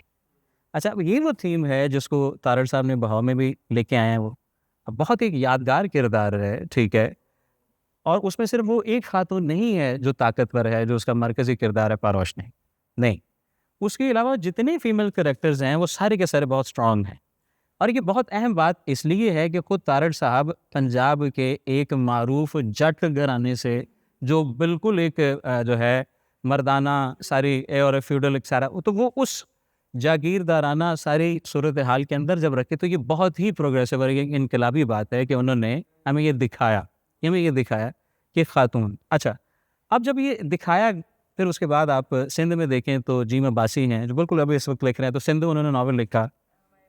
اچھا آئے، ہاں بالکل آئے بھی تھے، تو یہاں ہاں بالکل یاد ہے. تو یہاں پروگرام بھی ہوا جہاں ہم بات کر رہے ہیں، تو ان کا بھی ناول جو ہے اس میں بھی ایک میٹریارچ سوسائٹی جو ہے وہ آپ کو دکھا رہے ہیں کہ ہمارا جو پرانا تھا ابھی ہم کیوں کر رہے ہیں. ظاہر ہے ہمیں تلاش ہے کسی توازن کی، ہم اصل میں کچھ توازن ہے جو تلاش کرنا چاہ رہے ہیں کہ ہم کیوں ایک ایسا غیر مساوی سماج لے کے آ رہے ہیں جہاں ایک کا ہونا تبھی اثبات حاصل کرے گا جب دوسرے کی نفی کی جائے گی. نہیں، یہ نہیں ہے. ویکیوم محمد بشیر، ٹھیک ہے، 30s 40s میں ملیالی کے ایک افسانہ نگار تھے، تو ان کا ایک کریکٹر ہے چھوٹا بچہ. استاد اس سے سوال کرتا ہے کہ 1+1 کتنا ہوتا ہے؟ وہ کہتا ہے بڑا 1. اب استاد کہتا ہے تم پاگل ہو کیا، بے وقوفی کی بات کر رہے ہو، 1+1 2 ہوتے ہیں. وہ کہتے ہیں نہیں، بڑا 1 ہوتا ہے. اب یہ اتنی بڑی بات ہے، اگر ہم سمجھ سکیں تو میرا خیال ہے کہ ہم بھی اپنے ناول میں اور فیمیلز کو، ٹھیک ہے، جس طرح سے مرکز میں لے کے آ رہے ہیں. اور یہ میں آپ کو بتاؤں کہ آج اگر ہمارے ہاں، ٹھیک ہے، جس طرح سے اس وقت ایک پروگرام ہو رہا ہے اور اس میں ظاہر ہے کہ خواتین بھی بیٹھی ہوئی ہیں، یہ کیوں ہو سکا ہے؟ یہ لٹریچر کی وجہ سے ہی ہو سکا ہے. ٹھیک ہے، اس پہ میں ہرگز یہ نہیں کہہ رہا کہ وہ جو خواتین تھیں، ٹھیک ہے، جو پولیٹیکلی اپنا رول پلے کر رہی تھیں تحریک پاکستان میں، ان کا رول نہیں، ان کا رول ہے. لیکن ہمیں یہ یاد رکھنا چاہیے کہ ایک بڑے پولیٹیکل گھرانے سے تعلق رکھنے والی خاتون کو بہت سارے پہلے ہی سہولتیں حاصل ہوتی ہیں. جب ہم انٹرسیکشنلٹی کی بات کرتے ہیں تو ہمیں یہ نہیں بھولنا چاہیے کہ ایک غریب آدمی کی بیٹی، ٹھیک ہے. تو سوسائٹی میں مثال کے طور پر ہمارے دیہات میں یہ بالکل عام سی بات تھی کہ جو خاتون جا رہی ہے، چونکہ بہت زیادہ نہیں جاتی تھیں، تو عام طور پر بچیاں بہت کم گھرانوں کی تھیں جو جاتی تھیں، تو ان کو تنگ کرنا، چھیڑنا، اٹھا لینا اور یہ سب بکواسیت جو ہیں وہ موجود تھیں.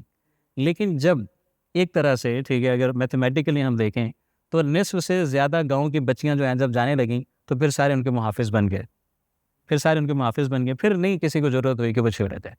اب لیکن یہ ان سب چیزوں کے ساتھ ساتھ وہ کیا تھا، فکشن ہمارا ہمیں مدد دے رہا تھا، ٹھیک ہے، بہت زیادہ مدد دے رہا تھا، ہمیں بدل رہا تھا کہ یہ کوئی بری بات نہیں ہے. جو خاتون کام کرتی ہے، یہ نہیں کہ اس کے کردار پر سوال اٹھایا جائے. تو ہمارے ناولوں نے بہت زیادہ، میرا خیال ہے کہ جو صنفی رول جو شروع تو ہوا اس بات سے شروع ہوا، اردو ناول تو شروع اس بات سے ہوا کہ مرد آپ سے کیا چاہتا ہے.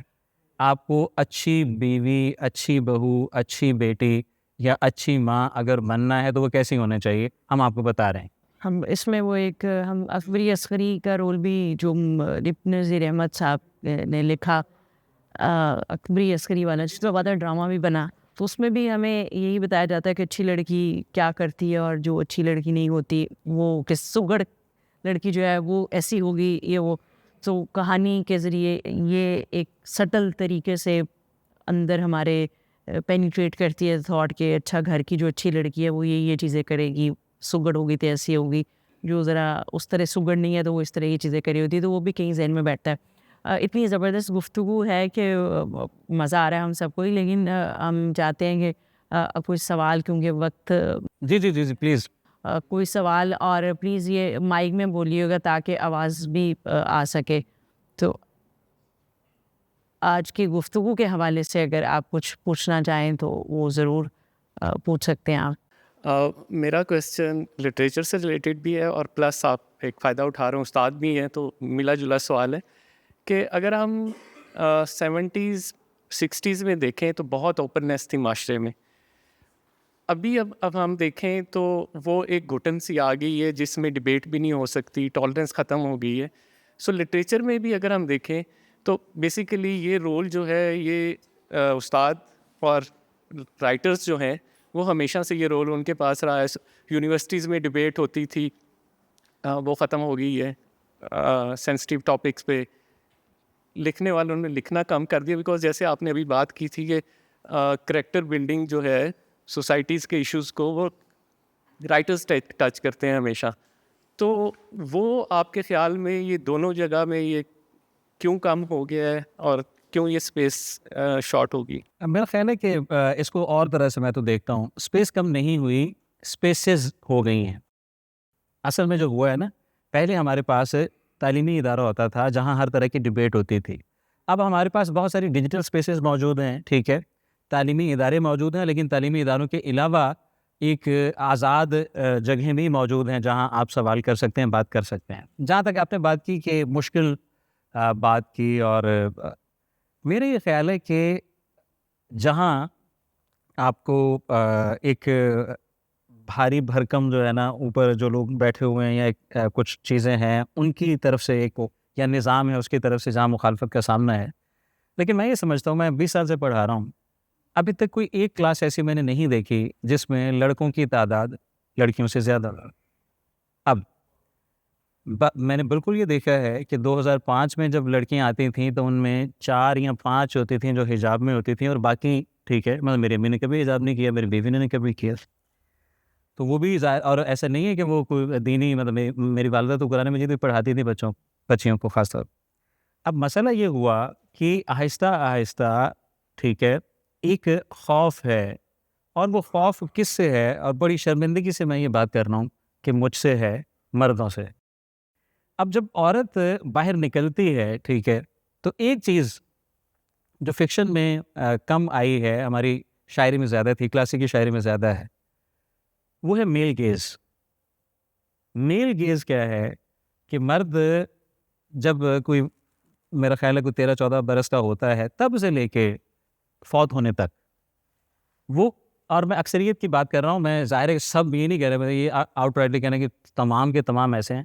تو وہ کوئی بھی مطلب لڑکی ہو، بچی ہو، جوان ہو، ٹھیک ہے، بوڑھی ہو، اس کو دیکھنا، اور جہاں تک ہو سکے دیکھنا، ایک نارمل سمجھتا ہے. ٹھیک ہے. اب پچھلے دنوں میں نے ایک واقعہ پڑھا کہ ایک اسلام آباد سے بس آ رہی تھی، وین آ رہی تھی لاہور، تو راستے میں بھیرا میں رکے.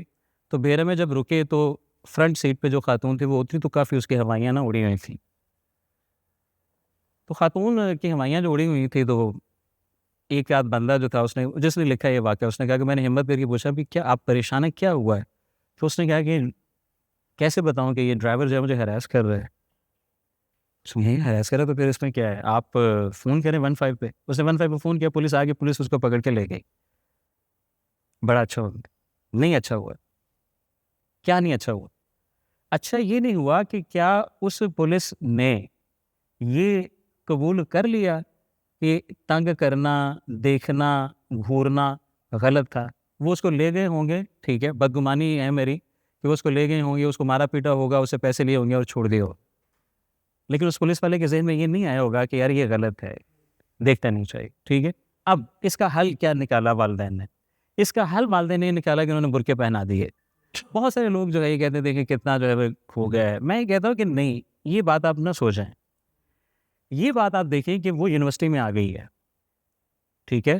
ہمیں جمیلہ ہاشمی بتا رہی ہے کہ بچی کو میٹرک کے فوراً بعد، یہاں تک کہ میٹرک سے بھی پہلے یہ تھا کہ بس اس کی شادی کرو. اب وہ 22 سال کی لڑکی اکیلے آ رہی ہے، تو اب ان کو لگ رہا ہے کہ چند ملی میٹر کا کپڑا جو ہے اضافی برقعے کی شکل میں وہ ہماری بیٹی کی حفاظت کر سکتے، تو پہنا رہے ہیں. اس پہناوے کو ہمیں کسی خاص زاویے سے نہیں دیکھنا چاہیے. اس میں ایک زاویہ تو ہے، لیکن ساتھ ہی ساتھ یہ ہے کہ اس ایک پردے کی وجہ سے کیا ہو رہا ہے یونیورسٹی میں. اب نتیجہ کیا نتیجہ یہ نکلے گا کہ وہ خاتون جب آئے گی، وہ پڑھے گی تو وہ ایسی بہت سی باتیں سنیں گی، اس کا سامنا، اس کا اچھا. اب ہماری یونیورسٹی میں تو ظاہر ہے کوئی ایجوکیشن ہے کہ مردوں کے ساتھ اس کا اپنا بیٹھا نہیں ہوتا، سہیلیوں کے ساتھ رکھے. نتیجہ یہ کہ بہت سی نئی باتیں سیکھتے ہوئے. ٹھیک ہے. جو بات آپ کر رہے ہیں بات ہو رہی ہے، لیکن اس کے ایپینیوز چینج ہو گئے. فضائل ہمیں یہ لگ رہا ہے نہیں ہے، لیکن مجھے ایسا لگتا ہے کہ اس گھٹن کے باوجود ہر طرح کی بات کی جا سکتی ہے اور کی جا رہی ہے. صرف اور صرف یہ ہے کہ اور ایک اور بات میرا خیال ہے کہ فوکو کا ہے کہ پار اور ریزسٹنس وہ ڈائریکٹلی پرپورشنل ہوتا ہے. جتنی طاقت سے کوئی طاقتور آپ کو دبانا چاہتا ہے، نظارت کی اتنی شدت سے تو اب کیا ہم خاموش ہو جائیں؟ ٹھیک ہے، بہت سارے لوگ یہ بات کرتے ہیں کہ ذرا احتیاط سے بات کیا کریں جناب، بچ بچا کے رہیں. بچ بچا کے رہنے کا نتیجہ یہ نکلے گا کہ وہ اسپیس جو ہے ٹھیک ہے وہ آہستہ آہستہ کم ہوتی چلی جائے گی. تو ایک تو یہ کہ ملٹیپل اسپیسیز ہو گئی ہیں، لوگ بہت ساری باتیں، مثلاً سوشل میڈیا پر ایسی باتیں میں نے پڑھی ہیں یا دیکھی ہیں یا سنی ہیں جو میرا خیال ہے کہ 5 سال پہلے 10 سال پہلے جن کا تصور ہی نہیں کیا جا سکتا تھا. ہمیں واٹس ایپ پہ ایسے میسیجز آتے ہیں ٹھیک ہے بہت بڑے بڑے لوگوں کے بارے میں، جن کا نام لیتے ہوئے ویسے جو ہے نا ہم کپ آ جاتے ہیں، لیکن ان کے بارے میں ایسی ہرزہ سرائی موجود ہوتی ہے. تو وہ کیسے ہو رہی ہے؟ اگر اتنی گھٹن ہوتی، اگرچہ ظاہر ہے کہ قوانین بنے ہوئے ہیں، بہت سارے خوف بھی موجود ہے، لیکن اس سارے خوف کے باوجود ساتھ ہی ساتھ کیا ہو رہا ہے کہ بہت سی باتیں جو پہلے سمجھی جاتی تھی کہ یہ ٹیبو ہیں، ان پہ بات نہیں ہو سکتی، اب ان پر باتیں ہو رہی ہیں. تو ایسا میرا خیال ہے کہ دونوں پہلو بیک وقت جو ہے وہ چل رہے ہیں. تو ہمیں اس بات سے تو خوفزدہ ہونا چاہیے کہ جو تھا، لیکن مختلف سیکشنز ہیں سوسائٹی کے، مختلف سیکشنز ہیں، کچھ بہت زیادہ ریجڈ ہوتے چلے جا رہے ہیں، لیکن کچھ جو ہیں وہ بہت اوپن بھی ہوتے چلے جا رہے ہیں. اور میرا خیال ہے کہ اوپننس جو ہے وہ زیادہ ہو رہی ہے، مجھے ایسا محسوس ہوتا ہے. آپ مثال کے طور پر دیکھیں نا، ایک زمانہ وہ تھا جب آپ ڈرامے میں ایک بستر پر 2 تکیے نہیں دکھا سکتے تھے ٹھیک ہے. اب ڈرامے میں ظاہر ہے کہ تکیے اور ان تکیوں پر لیٹے ہوئے 2 کردار بھی دکھائے جا رہے ہیں. تو اب یہ بالکل مطلب یہ کہ ہمارے جتنے بھی پرائیویٹ چینلز ہیں ان میں جو بھی ڈرامے آ رہے ہیں، میرا خیال ہے کہ ان میں یہ سب، میں زیادہ دیکھتا نہیں، مجھے اندازہ نہیں ہو سکتا، میں غلط نہ کہہ رہا ہوں، لیکن میرا خیال ہے کہ یہ موجود ہے، کوئی نہ کوئی کلپ جو ہے وہ سامنے آ جاتا ہے. تو اب وہ ایک زمانہ آیا جس میں بہت زیادہ چیزیں جو ہے نا وہ جکڑ بندی کا ایک شکار ہوئیں، لیکن ساتھ ہی ساتھ کچھ اور رستے، ایونیوز جو ہیں وہ ایسے نکل آئے ہیں جہاں آپ بات کر سکتے ہیں اور بات ہو بھی رہی. جی ساجد کی سوال کا پہلا حصہ، لیکن اس کا میرے پاس بھی جواب نہیں، لیکن میں اس لیے دہرا رہی ہوں کہ ہمارے لیے وہ بھی بہت اہم ہے سوچنے کے لیے اور فکر کرنے کے لیے کہ ایسا کیوں ہے. ساجد کہہ رہے تھے کہ پہلے اگر ہم جائیں اپنے پچھلے ٹائم میں، آپ 70s 60s میں دیکھ لیں، تو اس وقت جو رول تھا خواتین کا اور جو آج ہے اس وہ بہت فرق ہے، اور پہلے ہمیں زیادہ بہتر لگ رہا ہے. جیسے اپنے ہیر رانجھا میں بھی کہا کہ نند اور بھانوج کا ایک الگ بانڈ دکھایا گیا، لیکن اب نند اور بھاوج کو ایک رائیولری کے طور پر دکھایا جاتا ہے. تو میرا بھی چونکہ گاؤں سے تعلق ہے، تو میں دیکھتی ہوں کہ مجھے اپنے بچپن میں گاؤں کے اندر جو ایک جینڈر کی فریڈم تھی وہ شہر کے اندر کی لڑکی کو بھی نہیں ہے. حالانکہ وہاں پہ ہمیں نہیں پتہ تھا جینڈر ڈسٹریبیوشن کیا ہے، جینڈر رولز کیا ہے. ہم لڑکے لڑکیاں اکٹھے کھیلتے تھے اور کوئی اس طرح کا مسئلہ بھی نہیں ہوتا تھا. 100% میں یہ نہیں کہتی ایسا ہی تھا، لیکن عام طور پر یہی خیال تھا کہ بچے بچیاں کہیں بھی کھیل لیتے ہیں، کہیں بھی کھا لیتے ہیں، بیٹھ جاتے ہیں، اور اس طرح کے مسائل نہیں تھے.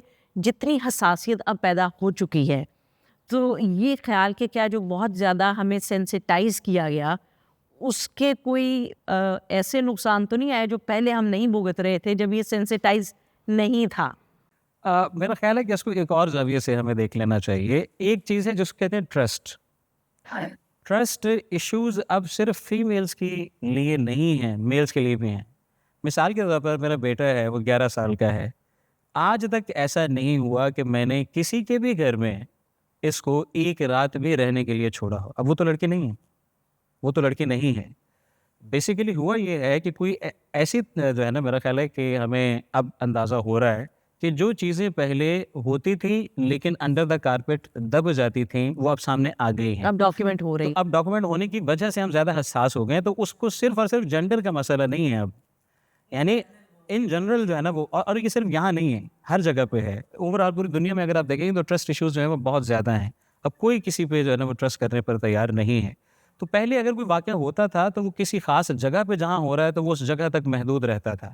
اب رپورٹ ہونے کی وجہ سے اور میڈیا کی وجہ سے پوری دنیا میں پھیل جاتا ہے ایک طرح سے، یا کم از کم جہاں جس ملک کا ہے وہاں وہ پھیل جاتا ہے. پچھلے دنوں جو ہے وہ بہت ہی افسوسناک، لیکن میرا خیال ہے کہ وہ بات نہیں کرنی چاہیے کیونکہ وہ زیادہ افسوسناک ہے. جی پلیز. بس یہ ابھی احسان کا ہی سوال لیتے ہیں کیونکہ ہمارا وقت. ریحان، میں یہ پوچھنا چاہ رہا تھا کہ جینڈر رول پہ کافی بات ہوئی، اور ایک تو یہ کہ وہ کہیں اور سنا کرے، کوئی اتنی دلچسپ اور اتنی خوبصورت گفتگو سننے کا موقع ملا پہلے تو اس پہ میں شکریہ ادا کرنا چاہتا ہوں ڈاکٹر صاحب کا.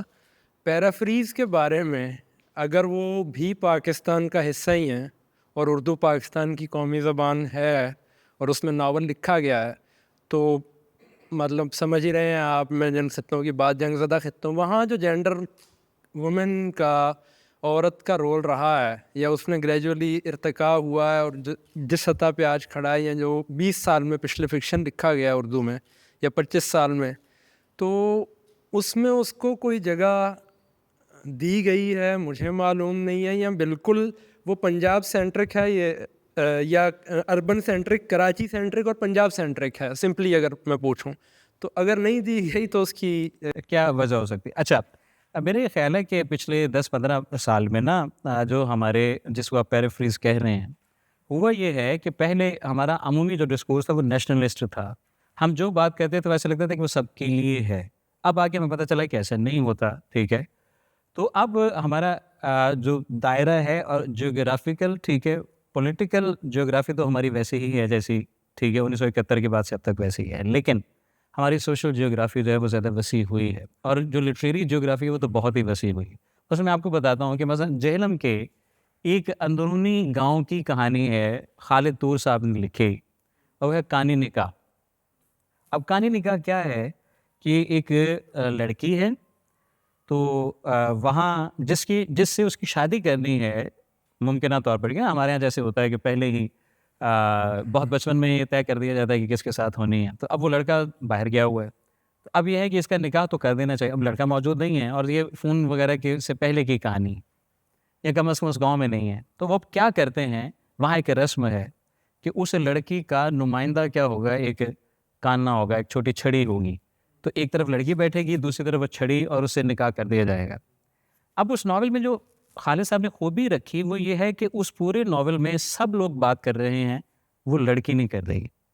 اب وہ جو بے دست و پا ہے, اس بے بسی ہے اس لڑکی کی, اس کا اظہار کرنے کے لیے انہوں نے کیا کیا, انہوں نے یہ تکنیک اپنائی کہ یہ لڑکی جو ہے اس کے منہ سے کوئی جملہ نہیں نکلے گا. یعنی دنیا تک وہ کیا سوچ رہی ہے ہمیں ناول پڑھ کے نہیں پتہ چلتا, لیکن ناول انہوں نے لکھا اس طرح سے ہے کہ دوسروں کے ذریعے ہمیں سارا پتہ چل رہا تھا کہ اس بیچاری کے ساتھ کیا ہو رہا ہے. اسی طرح کچھ بلوچستان میں جیسے ہیں, ٹھیک ہے, لکھنے والے, تو وہاں کے جو لکھنے والے ہیں, یا سندھ میں جو لکھنے والے ہیں, ٹھیک ہے, یا خیبر پختونخوا میں ہیں, مثلا زبیر شاہ ہیں خیبر پختونخوا میں لکھ رہے. تو اب وہاں کے لوگ جو اردو میں, میری کوتاہی ہے, خامی ہے میری کہ میں صرف اپنی مادری زبان پنجابی اور اس کے ساتھ ساتھ جو اردو ہے وہ جانتا ہوں. تو پشتو یا براہوی یا بلوچی یا سندھی میں نہیں جانتا. تو ان زبانوں میں کیا لکھا گیا میرے علم میں نہیں, لیکن ان خطوں میں اردو میں جو لکھا گیا ہے وہ ہے, ٹھیک ہے. اور اس میں عام طور پر یہ ہے کہ وہاں, اچھا یہ ایک اور بڑی دلچسپ بات ہے کہ زیادہ تر مرکزی کردار خواتین کے ہیں, ٹھیک ہے, زیادہ تر مرکزی کردار خواتین کے ہی بن رہے ہیں, اور ان میں وہ باتیں ساری ڈسکس ہو رہی ہیں کہ وہاں کی خاتون کو کس طرح کے صورت احوال کا سامنا ہے, وہ کیا کر رہی ہے ایک قبائلی دور دراز جگہ پر بیٹھے ہوئے, ٹھیک ہے. لیکن ایک اور چیز, جیسے آپ نے جو بات کی کہ اب کچھ کم ہو گیا ہے, تو مجھے یاد آتا ہے کہ جیسے حکیم ہوتے ہیں, اسی طرح بلوچستان میں غالباً جو ہیں نوفل بیٹھے ہوئے ہیں یہاں پہ, وہ زیادہ بہتر بتا سکیں گے کہ بلوچستان میں یہ اینتھروپولوجیکل کچھ اسٹڈیز ہوئی ہیں, تو وہاں کچھ خواتین ہوتی تھیں بزرگ, جن کے پاس خاص علاج کرنے کی, کچھ خاص بیماریوں کے علاج کرنے کے لیے جڑی بوٹیاں جو ہیں ان کے, تو وہ بہت ہی اس کو عزت کی نگاہ سے پورے قبیلے میں, پورے علاقے میں دیکھا جاتا تھا. تو وہ نام ان کا بھول رہا ہوں, اس کو ایک خاص نام ہوتا تھا, ہاں. تو اب یہ ہے کہ اس کی وہ جو حیثیت تھی, ٹھیک ہے, کوئی اس کے سامنے, مطلب یہ کہ آپ بڑے ہیں, آپ کسی قبیلے کے سربراہ ہیں, جو بھی ہیں, لیکن اس خاتون کی جو حیثیت ہے آپ اس کے سامنے کیا ہے, بالکل اپنے آپ کو عاجز بنا کر ہی جائیں گے. تو یہ ایک چیز موجود تھی, یعنی وہ سماج جس کو ہم قبائلی کہہ رہے ہیں, وہاں بھی خاتون کے پاس اتنی کم از کم طاقت کسی خاص, لیکن اس کا مطلب یہ نہیں کہ ہر خاتون وہاں طاقتور تھی, اس کو اتنا جنرلائز بھی ہمیں نہیں کرنا چاہیے. تو جو آغا گل صاحب ہیں یا باقی لوگ ہیں, ٹھیک ہے, وہ لکھ رہے ہیں, تو وہ کہانیاں آ رہی ہیں, آئیں گی کیسے؟ ظاہر ہے کہ جو بندہ لکھے گا جس علاقے میں وہ ہے, اس علاقے کی کہانی اس علاقے کا بندہ ہی لکھے لا سکتا ہے. جیسے پنجاب کی کہانیاں پنجابیوں نے ہی لکھی ہیں اردو میں,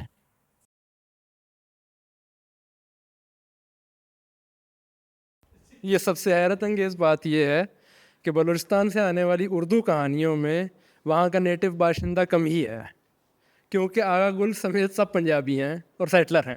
تو ان کا جو طریقہ کار ہے، خوف بھی آتا ہے بہت سی باتیں کرتے ہوئے، ان کا دیکھنے کا طریقہ کار جو ہے وہاں سماج کو، وہ ایک نوآباد کار کا ہے، مقامی کا نہیں ہے. اور مقامی کو وہ دوسرے درجے پہ کہیں نہ کہیں بتاتے ہوئے بھی خود کو بہت اچھا دکھاتے ہوئے بھی کر جاتے ہیں.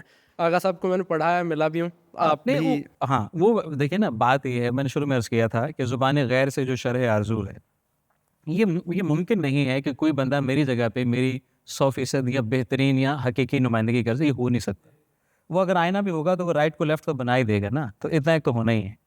ڈاکٹر صاحب آپ کا بہت شکریہ، زبردست گفتگو رہی. لیکن میری طرح سب کو میرا خیال ہے کہ یہ احساس ہے کہ ہم نے بہت ساری اور باتیں اس کے اندر سننی اور پوچھنی ہے، اور یقینی طور پہ ہم اس کا پھر سے کوئی سلسلہ ضرور کریں گے، اور یہ دیکھنے کی کوشش کریں گے کہ جب عورت کو آبجیکٹ بنا کے لکھا گیا تو پھر ہماری فکر کیا تھی، اور جب عورت خود سبجیکٹ بن کے اس نے لکھا تو وہ کیا تھا. اور جیسے ڈاکٹر صاحب نے کہا کہ رد عمل میں جو آپ لکھتے ہیں اس میں عمل والے کی جو ایک انفلوئنس ہے وہ آ جاتا ہے. تو جن خواتین نے رد عمل کے طور پہ لکھا ان کا ادب کیسا تھا، اور جنہوں نے رد عمل کے طور پہ نہیں لکھا ان کا ادب کیسا تھا. اور لٹریچر کو لکھتے ہوئے فکشن کو پاکستان کے کانٹیکس میں ہماری جو پولیٹیکل رجیم رہی اس ٹائم میں ڈفرینٹ پیریڈس میں، وہ کس طرح انفلوئنس کرتی رہی ان لکھاریوں کو. اور پھر انہوں نے کریکٹر کی بات کی کہ وہ بچی پڑھنا چاہتی، والد بھی پڑھانا چاہتا لیکن ماں نہیں چاہتی. تو پھر یہ دیکھنا بھی ضروری ہے کہ پیٹریارکی کے اندر پیٹریارکی کی سپورٹ میں کیا وہ جو پیٹریارکی کے وکٹمز ہیں وہ بھی اب اس کے سپورٹر بن جائیں، تو اس صورت میں اس ڈبل اپریشن کو کیسے دیکھا جا سکے. اور ورلڈلی بھی بہت زیادہ بات ہوتی ہے انٹرسیکشنالٹی کی، ڈاکٹر صاحب نے بات کی کہ، اور اسی انٹرسیکشنالٹی کی وجہ سے ہمارے سامنے فیمنزم کی بھی مختلف برانچیں سامنے ہیں. جیسے مارکسسٹ سوشلسٹ فیمنسٹ ہیں، ان کے خیال میں یہ ہے کہ صرف عورت ہونے سے ہی اس کا مسائل نہیں ہے، بلکہ وہ ایک خاص کلاس سے تعلق رکھتی ہے تو اس وجہ سے ہے. تو وہ بھی بہت اہم ہے دیکھنے کو. تو کہنے کا مقصد یہ ہے کہ یہ بہت بڑا موضوع ہے کہ فکشن کے اندر، ناول کے اندر عورت کے کردار کو کیسے ڈیفائن کیا گیا اس وقت جب لکھنے والا آدمی تھا اور اس وقت جب عورت تھی. تو ان سب چیزوں کے اوپر بات ہونی چاہیے، اور ہم کوشش کریں گے کہ ڈاکٹر صاحب سے اور جو بھی لوگ اس سے متعلقہ ہیں اس کے اوپر کچھ نہ کچھ بات ہوتی رہے. آپ سب کی آمد کا بہت شکریہ. آپ سب کے لیے ہماری طرف سے ہلکی پھلکی ریفریشمنٹ ہے، تو پلیز اس کے بغیر مت جائیے گا. بہت شکریہ. آپ کا بہت شکریہ.